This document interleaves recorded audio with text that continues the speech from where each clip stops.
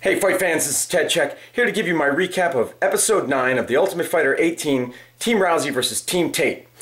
On this episode, we were supposed to have two fights. We were supposed to have Cody Bollinger versus Anthony Gutierrez and Peggy Morgan versus Sarah Moras. As it happened, we only had one of those fights because Cody Bollinger could not make weight.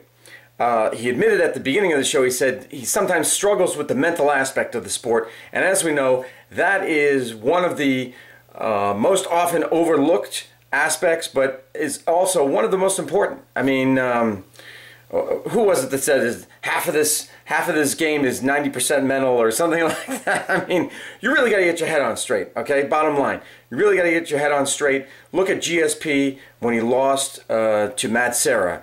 He had to go out and hire a sports psychologist to get his head on straight, to get back in that mode of champion, of thinking that he could win again. He had to hire a professional to help him get there. So that just goes to show what it takes to be a champion. Now, what happened was Bollinger was trying to lose the weight, but reached a certain point and couldn't lose any more, or wouldn't, or just kind of gave up. Even after Miesha Tate showed him a picture of his daughter and she said, "This is who you're fighting for, this is who you're doing this for," that still didn't really move him. He gave up. He admitted it in front of Dana White and both teams, and so Dana White said, "There's the door." And yeah, it was just unfortunate all the way around. Unfortunate that he couldn't make the weight. Unfortunate that essentially he took somebody else's spot because he failed to make the weight. Somebody else who more than likely would have made the weight, another fighter. Now, there was this meeting between Dana White and Ronda Rousey and Miesha Tate, where Miesha said, at first she tried to apologize, saying that it was partially her fault for what happened to Bollinger. And Dana White's like, "Hey, no, it's not your fault, it's not your fault." And, so she did place the blame on him. One could argue, she threw him under the bus. And that's certainly what Miesha Tate said about her afterwards. She got all catty. "Oh, you wouldn't believe what she said." Are we in third grade? Are we? Come on.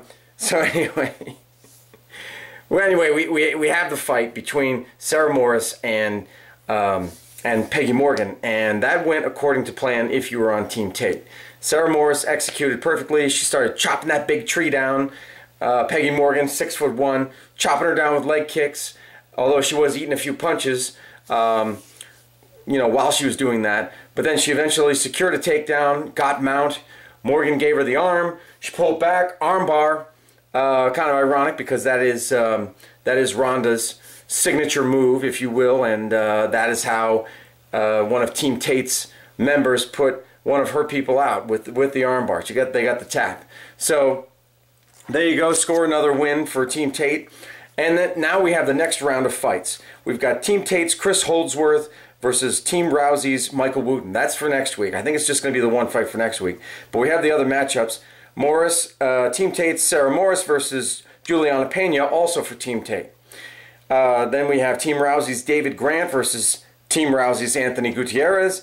And finally, Team Tate's Raquel Pennington versus Team Rousey's Jessica Rakoczy. If you notice, Team Rousey has 3 men, 1 woman, and Team Tate has the reverse. They have the 3 women and one dude. So kind of interesting how that all worked out. But yeah, those are the matchups for the rest of the episodes. And like I said, next week, Team Tate, Chris Holdsworth versus Team Rousey's Michael Wootten. There you go. That's my wrap up for this week. Tell me what you thought of the episode. Leave your comments down below. Subscribe down below. That's it. Take care. See you next time.